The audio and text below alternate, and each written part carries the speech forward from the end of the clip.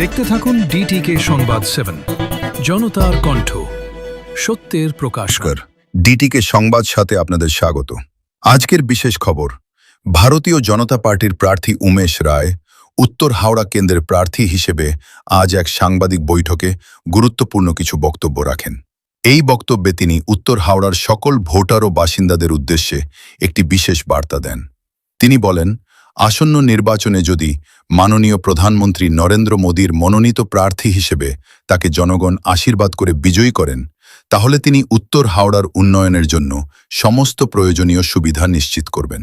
তিনি আরও বলেন, আজ তিনি যে প্রতিশ্রুতি মিডিয়ার সামনে দিচ্ছেন, আগামী 3 বছরের মধ্যে উত্তর হাওড়ার চেহারা সম্পূর্ণ বদলে দিয়ে এটিকে একটি পরিচ্ছন্ন, আধুনিক ও সুন্দর এলাকায় পরিণত করবেন। তিনি জানান, ভবিষ্যতে যদি কোনো ব্যক্তি দেশ বিদেশ থেকে হাওড়া রেলওয়ে স্টেশন থেকে বাইরে বের হন, তাহলে ভারতীয় জনতা পার্টি সরকারের সহযোগিতায় উত্তর হাওড়াকে এমনভাবে সাজানো হবে যাতে এর সৌন্দর্য দেখে সবাই মুগ্ধ হন এবং প্রশংসা করতে বাধ্য হন।